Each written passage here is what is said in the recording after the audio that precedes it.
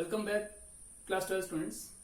आज हम organic chemistry का जो थर्ड चैप्टर है हमारा +2 का, that is aldehydes, ketones and carboxylic acids, ये हम चैप्टर शुरू करने वाले हैं। ये चैप्टर दो हिस्सों में बटा होगा। फर्स्ट पार्ट एल्डिहाइड कीटोन्स को लेकर होगा और उसके बाद उसी के बेस पर आगे जाके बात होगी कार्बोक्सिलिक एसिड्स की।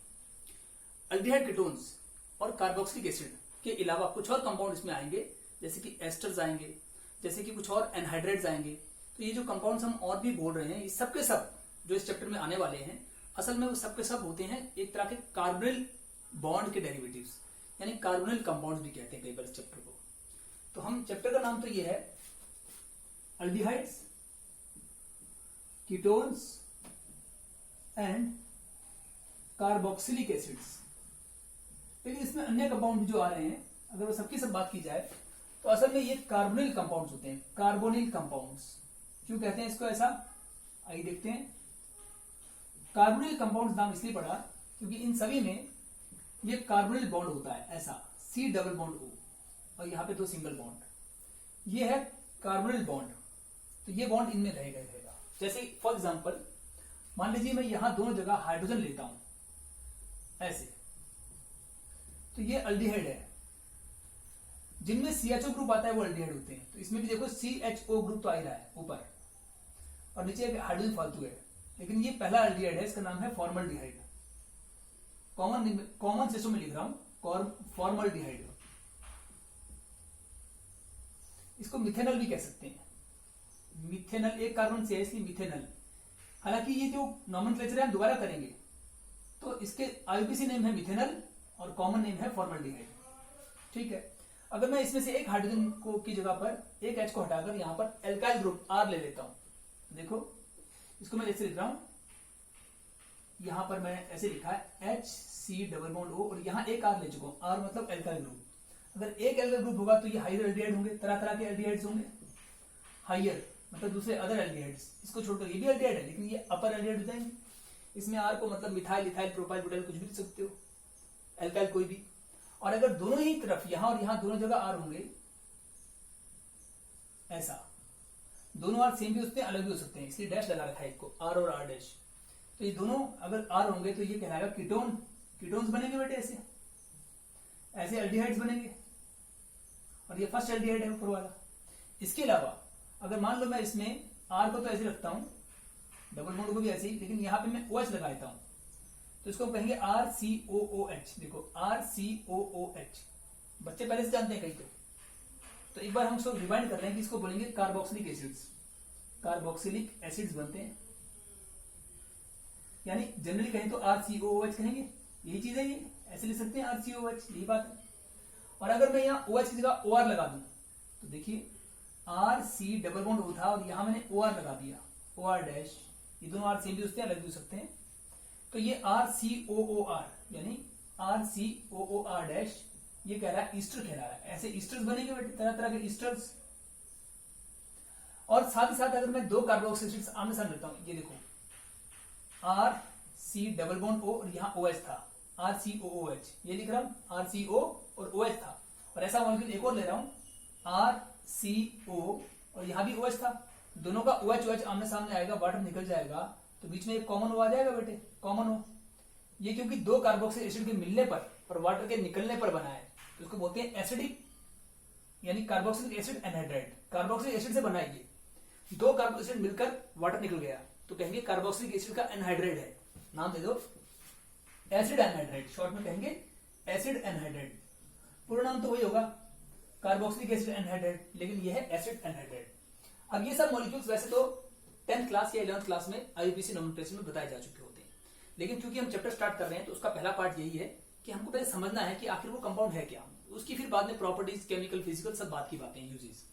पहले यहां तक ये सभी मॉलिक्यूल जो यहां पे दिख रहे हैं, ये सभी के अंदर CO बॉन्ड है। देखो कहां है, ये रहा, ये CO बॉन्ड हर एक में है। C डबल बॉन्ड हो तो सब में है, ये पार्ट सब में है। ये सभी मॉलिक्यूल जिनमें ये CO बॉन्ड आता है, एक बार आए या दो बार आए, ये सभी कार्बोनिल बॉन्ड वाले हैं, कार्बोनिल कंपाउंड्स हैं। और इन सबकी चर्चा इस चैप्टर में होगी ही, डायरेक्ट या इनडायरेक्ट होनी ही है। मेनली ये तीन कंपाउंड्स, ये दो एल्डिहाइड्स और कीटोन्स, ये दोनों ऊपर वाले एल्डिहाइड्स हैं और ये कीटोन्स। पहले हम ये पढ़ेंगे, बाद में कार्बोक्सिलिक एसिड भी पढ़ेंगे और उसके डेरिवेटिव्स पढ़ेंगे। तो आइए एल्डिहाइड कीटोन से बात स्टार्ट करते हैं। इन सभी में कार्बोनिल बॉन्ड होता है, आप जानते हैं। तो ये कार्बोनिल बॉन्ड जो होता है बड़ा इंपॉर्टेंट है। कार्बोनिल बॉन्ड बहुत इंपॉर्टेंट है। कैसे? ये देखिए ऐसा होता है कार्बोनिल बॉन्ड, इसमें ऑक्सीजन के 2 लोन पेयर होते हैं और यहाँ पे कोई भी ग्रुप हाइड्रोजन भी हो सकता है और आर ग्रुप मतलब एल्काइल ग्रुप भी हो सकते हैं। अब हम बात कर रहे हैं कि यूजुअली ये इन जनरल की बात की जाए तो ये ट्रायंगुलर प्लेनर होता है। ये कार्बन sp2 हाइब्रिडाइज होता है और क्योंकि जिस कार्बन डबल बॉन्ड आएगा वो sp2 ही होगा और इसमें जो एंगल बनेंगे वो तीनों 120 के बनेंगे, 120 डिग्री ईच। ये तीनों एंगल 120 डिग्री के होते हैं इन जनरल, कह रहा हूं आमतौर पे।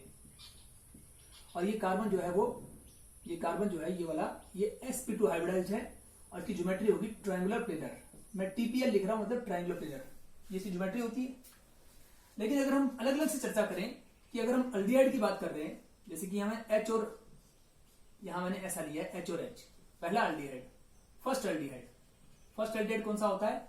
यही वाला जो हमने लिखा है फॉर्मल्डिहाइड, मिथेन अल्डिहाइड भी कह सकते हैं। तो यहां मैंने लिखा है फर्स्ट वाला अल्डिहाइड, सबसे पहला अल्डिहाइड अगर लें तो क्योंकि यह छोटे ग्रुप है तो यहाँ पे एंगल जो है 120 से कम होता है, लेस देन 120, ये लेस देन 120 होता है और ये एंगल थोड़ा सा 120 से बड़ा होता है, मोर देन 120 डिग्री, और ये भी मोर देन 120 डिग्री, ये मोर देन लिखेंगे। कारण ये है कि यहां पर छोटे ग्रुप है तो वो ये जो डबल बॉन्ड है और ये ऑक्सीजन है, oxygen is highly electronegative element. ये हाईली इलेक्ट्रोनेगेटिव एलिमेंट जो है ऑक्सीजन, ये इन बॉन्ड पेयर्स को, ये जो यहाँ CH बॉन्ड है इनको धकेलेगा क्योंकि इलेक्ट्रोनेगेटिव एलिमेंट है और इन बॉन्ड में भी तो बाई इलेक्ट्रॉन्स है, बॉन्ड में भी तो इलेक्ट्रॉन पेयर है। तो इन इलेक्ट्रॉन पेयर्स को ये इलेक्ट्रोनेगेटिव एलिमेंट रिपल्शन करेगी, धकेलेगी, इसलिए ये बॉन्ड एंगल बड़ा हो जाएंगे दोनों और ये वाला 120 से कम होना चाहिए। तो ऐसा होता है पहली अल्डिहाइड में। लेकिन जैसे से H की जगह अगर हम R लिखते हैं, तो जैसे हम R लिख रहे हैं, ये एक H की जगह R लिख दो या 2 H की जगह R लिख दो, जितने एल्काइल ग्रुप आएंगे उतना ये बॉन्ड एंगल बड़ा होता जाएगा और ये बॉन्ड एंगल अप्रोच करेगा बढ़ते बढ़ते 120, उससे बड़ा नहीं होगा लेकिन 120 तक अप्रोच करेगा। तो लिख रहे हैं as number and size of R groups increases. यहां तो जो मैं आर लिख रहा हूं उन दोनों आर का मतलब यहां हाइड्रोजन ले रहा हूं, तभी तो यहां एचएच था ना, अल्डिहाइड था पहला। लेकिन अगली बात है कि नोट है कि जैसे जैसे अगर हम यहां आर ग्रुप का मतलब एल्काइल ग्रुप लेते हैं, number and size of alkyl group लिखना चाहिए, अल्काइल ग्रुप्स। अगर आर का मतलब एल्काइल ग्रुप हो और उनका नंबर मतलब संख्याएं बढ़े, एक की जगह 2 हो और उसकी जगह, इसमें तो एक भी एल्काइल ग्रुप नहीं है, आर का मतलब हाइड्रोजन लिया है तो दोनों जगह एचएच होंगे। लेकिन अगर यहाँ पे आर 1 आ जाए या 2 आ जाए तो नंबर ऑफ आर ग्रुप बढ़ रहे हैं और उन आर का साइज भी बढ़ सकता है, मिथाइल इथाइल प्रोपाइल। तो जैसे जैसे इन एल्काइल ग्रुप्स का आर का नंबर या साइज बढ़ेगा वैसे वैसे कौन सा एंगल, ये वाला RCR बॉन्ड एंगल अप्रोच करेगा, अप्रोच इज 120 डिग्री। अभी तो ये 120 से कम था क्योंकि यहां हाइड्रोजन था, मैंने लिखा है हाइड्रोजन, यहां देखते हैं कि R इक्वल टू हाइड्रोजन। लेकिन इसके बाद जब हम R का मतलब एल्काइल ग्रुप लेंगे तो एक एल्काइल लो या 2 एल्काइल लो या जितने ज्यादा लो, तो नंबर ऑफ एल्काइल ग्रुप बढ़ने से और उनके साइज बढ़ने से क्या होगा, एंगल बढ़ना शुरू हो जाएगा। एक तो उनमें वैसे स्टैटिक हिंड्रेंस होगी, रिपल्शन, और उसका साइज बढ़ते बढ़ते मैक्सिमम एंगल 120 डिग्री तक पहुंच सकता है और फिर ये जनरल एंगल जो है इन जनरल जो 120 ये यहां तक अप्रोच कर जाएगा। ये तो इसके स्ट्रक्चर की एक बात हुई। दूसरी बात, ये CO बॉन्ड की जब बात करते हैं तो ये पोलर नेचर में होता है, पोलर नेचर होता है। वो क्या बात है, देखो जैसे फिर से वही बॉन्ड दिखा रहे हैं, C डबल बॉन्ड O। अब इस बॉन्ड की हम बात कर रहे हैं तो इसमें यहाँ पे R कुछ भी हो सकते हैं, हाइड्रोजन भी हो सकते हैं। R का मतलब हाइड्रोजन या अल्काइल ग्रुप कुछ भी हो सकता है, मैंने लिखा है हाइड्रोजन H या अल्काइल ग्रुप। R का मतलब दोनों में से कुछ भी दे सकते हो। तो ये इन जनरल सबको दिखा रहा है, अल्डेहाइड कीटोन को। अब इसमें क्या है कि ये CO बॉन्ड में कार्बन थोड़ा सा कम इलेक्ट्रोनेगेटिव होता है तो डेल्टा प्लस आएगा और ऑक्सीजन उसके मुकाबले मोर इलेक्ट्रोनेगेटिव होता है तो डेल्टा नेगेटिव आएगा। इस कारण से इस बॉन्ड में पोलैरिटी रहती है। तो ये बॉन्ड कैसा है, पोलर बॉन्ड है, क्योंकि इसमें 2 ऑपोजिट चार्ज एग्जिस्ट कर रहे हैं, delta positive delta negative. Polarity है बेटे बॉन्ड में, ये polarity dipole moment mu vector से बताई जा सकती है। इसका मतलब इसका इस मॉलिक्यूल का म्यू जो होता है वो नॉट इक्वल टू 0 होता है, मतलब मोर देन 0 होता है, पॉजिटिव होता है। म्यू जो है मोर देन 0 और पॉजिटिव और नॉट इक्वल टू 0 कैसे भी कह लो, इसका डाइपोल मोमेंट जो है वो पॉजिटिव होता है क्योंकि पोलर बॉन्ड है। अब इस कारण से एक बात और भी उठती है कि इसमें जो कार्बन है, ये जो कार्बन डेल्टा प्लस पार्ट है ये वाला इस मॉलिक्यूल में प्लस है ना, तो ये नेगेटिव वाले खींचेगा। नेगेटिव वाले खींचेगा मतलब इलेक्ट्रो जैसे किसी नेगेटिव खींच रहा है तो ये कार्बन जो है इलेक्ट्रोफाइल पार्ट है। कार्बन इसमें जो है इलेक्ट्रोफाइल पार्ट है। फाइल मतलब लविंग या अट्रैक्टिंग। तो ये इलेक्ट्रोफाइल पार्ट है क्योंकि इसमें पॉजिटिव है तो नेगेटिव खींचेगा। सॉरी, ये न्यूक्लियोफाइल पार्ट है, न्यूक्लियोफाइल पार्ट, क्योंकि न्यूक्लियस जैसे किसी पॉजिटिव को खींच, अरे न्यूक्लियस जैसे इलेक्ट्रोफाइल ठीक लिखा था, इलेक्ट्रोफाइल पार्ट है। कैसे? इलेक्ट्रॉन नेगेटिव होता है तो ये क्योंकि खुद पॉजिटिव है तो इलेक्ट्रॉन को नहीं, पर इलेक्ट्रॉन जैसे किसी भी नेगेटिव चीज को खींचेगा। इलेक्ट्रॉन जैसे किसी नेगेटिव खींचने वाला खुद क्या होता है? इलेक्ट्रोफाइल होता है। तो ये कार्बन इलेक्ट्रोफाइल है। और इसमें ऑक्सीजन जो है ओ डेल्टा नेगेटिव जो है वो क्या है? न्यूक्लियोफाइल पार्ट है। न्यूक्लियोफाइल पार्ट क्यों? क्योंकि ये जो पार्ट है इस मॉलिक्यूल का, ये पार्ट खुद नेगेटिव है तो पॉजिटिव न्यूक्लियस जैसे किसी पॉजिटिव मॉलिक्यूल खींचेगा। तो पॉजिटिव मॉलिक्यूल खींचने वाला क्या कहलाता है? न्यूक्लियोफाइल पार्ट कहलाता है। तो ये हमने एक बात यहां सीखी। और पूरा molecule as a whole, molecule as a whole अगर देखें तो उसमें सी डबल बॉन्ड में पाई बॉन्ड है बेटे, सिग्मा एक पाई है। इस पाई इलेक्ट्रॉन की वजह से, इस पाई इलेक्ट्रॉन की वजह से, यहां सिग्मा और ये पाई है। पाई इलेक्ट्रॉन का मतलब ये इलेक्ट्रॉन डोनेट कर सकता है। तो जो इलेक्ट्रॉन दे सकता है किसको देगा? पॉजिटिव वाले को देगा। और पॉजिटिव खींचने वाला कौन होगा? न्यूक्लियोफाइल ही होगा। तो molecule as a whole acts as nucleophile again due to presence of pi bond, pi electrons, pi bond में पाई इलेक्ट्रॉन होंगे ना, इस पाई बॉन्ड में इन सीओ बॉन्ड दिखा दो यहां सिग्मा और पाई। तो यहां से हटा देता हूं। कार्बन पॉजिटिव है तो नेगेटिव खींचेगा, इसका मतलब इलेक्ट्रोफाइल पार्ट है। और ये ऑक्सीजन खुद नेगेटिव है तो पॉजिटिव खींचेगा, यानी न्यूक्लियोफाइल पार्ट है। और ये मॉलिक्यूल होल भी, इसमें पाई इलेक्ट्रॉन है। पाई इलेक्ट्रॉन तो नेगेटिव, वो किसी को देगा, किसको देगा? पॉजिटिव पार्ट को देगा। तो पॉजिटिव पार्ट को खींचने वाला फिर से न्यूक्लियोफाइल है। मॉलिक्यूल ऐसे होल न्यूक्लियोफाइल होता है। ये सब बातें हमें जाननी है, पहली बात करनी। अब इसके बेस पर हम, इस स्ट्रक्चर की बेस पर ही हम कुछ और बातें करने जा रहे हैं, क्योंकि ये पोलर है तो इसके ऊपर डिपेंड करता है इसकी बॉइलिंग पॉइंट, इसकी सॉल्युबिलिटी, ऐसी कुछ बातें डिपेंड करती हैं जिसको अब हम पहले एक एक करके लेते हैं। पहले हम एक तो बॉइलिंग पॉइंट लेंगे और एक सॉल्युबिलिटी की बात करेंगे, फिर देखते हैं उसके बाद और भी कुछ बातें। तो सबसे पहले मैं इसको मिटाकर यहां पर अगला पार्ट शुरू कर रहा हूं। आप देखिएगा,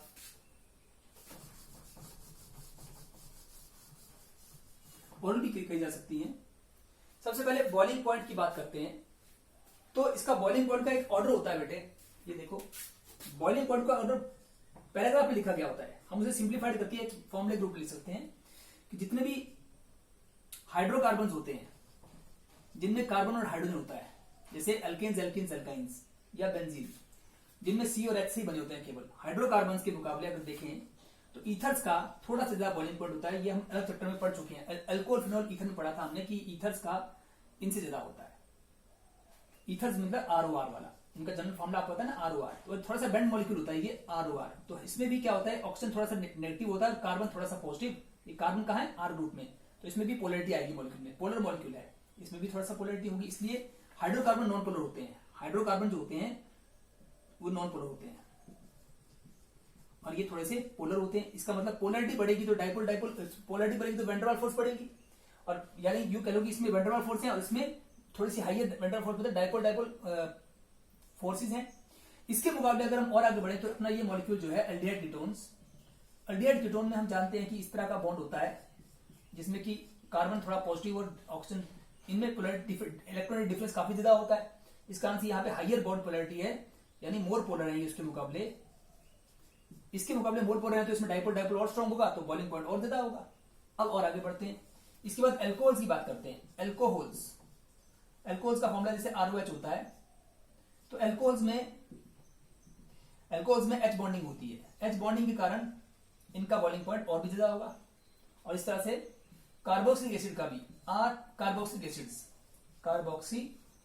एसिड्स, जिसमें फिर से RCOH फॉर्मूला तो है, इसमें भी H बॉन्डिंग और ज्यादा होती है। तो इसमें और H बॉन्डिंग होने से इसका बॉइलिंग पॉइंट और ज्यादा होता है। तो हमने देखा कि एल्डिहाइड कीटोन का जो बॉइलिंग पॉइंट है वो हाइड्रोकार्बन और ईथर से ज्यादा होता है, जबकि एल्कोहल्स और कार्बोक्सिलिक एसिड से कम होता है। तो ये हमने इसको कंपैरिजन किया इस प्रकार से, ये बॉइलिंग पॉइंट का। अब सॉल्युबिलिटी की बात करते हैं। सॉल्युबिलिटी, इसमें 2-3 पॉइंट्स हैं। एक तो स्मॉलर एल्डिहाइड कीटोन, वो एल्डिहाइड कीटोन जो छोटे होते हैं, जैसे कि मिथेनल, इथेनल, एसीटोन। जैसे कि है मिथेनल मतलब कि फॉर्मल्डिहाइड, इथेनल 2 कार्बन वाला, और एसीटोन 3 कार्बन का कीटोन। ये जो छोटे एल्डिहाइड हैं और ये छोटा कीटोन है, पहला कीटोन तो एस्टोन नहीं हो सकता, छोटा नहीं हो सकता, ये छोटे छोटे एल्डिहाइड कीटोन जो हैं ये सॉल्युबल इन वाटर होते हैं, सॉल्युबल इन वाटर, तो हम लिखते हैं वाटर सॉल्युबल होते हैं। लेकिन एज ये जो आर पार्ट बढ़ेगा तो ये मिथेनॉल इथेनॉल के बाद प्रोपेनॉल ब्यूटेनॉल पेंटेनॉल हेक्सेनॉल ऐसे बनेगा, ऐसे एस्टोन से भी आगे प्रोपेनॉल ब्यूटेनॉल बनेगा। तो जैसे आर पार्ट बढ़ेगा, कार्बन चेन बढ़ेगी, एज आर पार्ट इंक्रीजेस, ये मैंने आर पार्ट लिखा है, इंक्रीज करेगा, जैसे आर चेन लार्ज होती जाएगी, आर पार्ट इंक्रीज करेगा तो solubility decreases, solubility in water decreases, पानी में सॉल्युबिलिटी घटेगी, क्योंकि इसमें जो पोलर पार्ट है वो ये है, ये पोलर पार्ट है। और अगर नॉन पोलर पार्ट आर जो है तो लिख देते हैं as non polar part, non polar R part. जैसे जैसे non polar R part increase करता है सॉल्युबिलिटी डिक्रीज करती है। एक बात और कि जो दूसरे तरह के सॉल्वेंट है नॉन पोलर सॉल्वेंट्स, पानी को छोड़ दें, अब पानी की जगह नॉन पोलर सॉल्वेंट में घोलेंगे तो सॉल्युबल होते हैं। ऑल एल्डिहाइड्स और ketones are soluble, fairly soluble in किसमें, नॉन पोलर सॉल्वेंट्स, यानी यू कह लो कि नॉन पोलर ऑर्गेनिक सॉल्वेंट्स।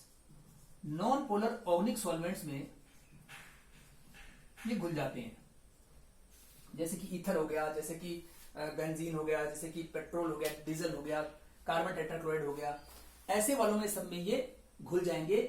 तो एक बात तो ये हो गई, ये घुलनशील होते हैं। अब एक बात और कि इनकी अंदर कुछ फिजिकल प्रॉपर्टीज भी साथ साथ कह लें कि एल्डिहाइड और कीटोन जो होते हैं, ये छोटे एल्डिहाइड कीटोन जो होते हैं, ये इनमें पंजेंट स्मेल होती है, बुरी स्मेल होती है, इरिटेट करेगी, पंजेंट इरिटेटिंग स्मेल छोटे एल्डिहाइड कीटोन में। लेकिन जैसे जैसे इनकी चेन बढ़ती आती है, हाइयर आते जाएंगे, जितनी आर चेन बढ़ेगी इसमें जितने हाइयर एल्डिहाइड कीटोन आएंगे उतना इनकी मतलब फ्रेग्रेंट, मतलब अच्छी खुशबू आने लगती है और अच्छा फ्लेवर भी आने लगता है, टेस्ट भी। इसलिए इनको फ्लेवरिंग एजेंट्स के रूप में और साथ में फ्रेग्रेंट के रूप में भी यूज करते हैं। जैसे कि कई तरह के वेनिला होता है, वेनिला आइसक्रीम, तो वेनिलिन उसमें डलता है। वेनिला आइसक्रीम नाम इसलिए कि उसमें एक कंपाउंड डलता है वेनिलिन, तो वेनिलिन एक तरह का वेनिलिन हो गया या बेंजल्डिहाइड हो गया, ऐसे कुछ और भी हैं, ये सबके सब खुशबूदार होते हैं और इनको हम यूज करते हैं खुशबू की तरह, तो फ्रेग्रेंट देने के लिए और साथ साथ फ्लेवरिंग एजेंट, फ्लेवर बढ़ाने के लिए भी इनका यूज होता है।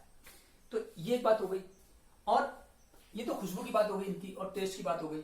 इसके अलावा अगर हम कुछ और बात कहें तो इसमें आप कौन सा छोटा मोटा पॉइंट से जुड़ता हुआ बचता है, तो हम यूं भी कह सकते हैं कि इसी खुशबू के बेस पर इनका यूज बता सकते हैं कि इनका इंडस्ट्री में बहुत सारे फ्लेवरिंग एजेंट्स बनाने में, जैसे बेंजल्डिहाइड का यूज होता है परफ्यूम बनाने में, अपने को स्प्रे करते हैं परफ्यूम तो खुशबू आती है इसलिए, तो बेंजल्डिहाइड हो गया, और जो हम नाम बोले इन सबका जो यूज होगा, जैसे ब्यूटाइलडिहाइड 4 कार्बन का अल्डिहाइड, ये सब खुशबूदार होते हैं, उनका परफ्यूम्स बनती हैं।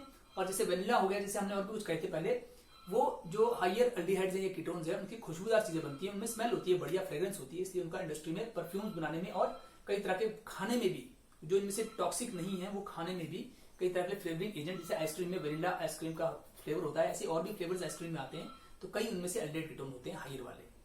और कुछ बात कि इन अल्डिहाइड कीटोन का एक यूज और भी है कि इन्हें हम इंडस्ट्री में अन्य कई कंपाउंड्स बनाने के, preparation synthesis of many other chemical compounds, जैसे कार्बोक्सिलिक एसिड्स या एनहाइड्राइड्स या अदर डेरिवेटिव्स बनाने के लिए और एरोमेटिक डेरिवेटिव्स बनाने के लिए यूज करते हैं। साथ साथ इनका हम यूज जो है कलर डाई, कपड़े को रंगने के लिए डाइज बनाने में भी बेंजल्डिहाइड का यूज करते हैं। इसी तरह से अब हम एक बात और कहें कि इसको कंक्लूड करते हुए चलें कि सैलिसिल्डिहाइड, ये भी एक अच्छा कंपाउंड है, इसको खुशबू आती है, सैलिसिलिक एसिड या सैलिसिल्डिहाइड, ये खुशबूदार कंपाउंड है, जो कि आप जानते हैं अल्डिहाइड्स है। इनका यूज सैलिसिल्डिहाइड क्या है, एक तरह के अल्डिहाइड तो है, तो ये सब यूज। इसके अलावा हम कुछ एल्डिहाइड्स और कीटोन्स का, जैसे कि एसीटोन है कीटोन, इनका यूज ऐसे सॉल्वेंट भी करते हैं। इनमें से कुछ एल्डिहाइड बेंजल्डिहाइड, एसीटोन, ऐसे कुछ और भी हैं, वो सब बेंजोइक एसिड भी।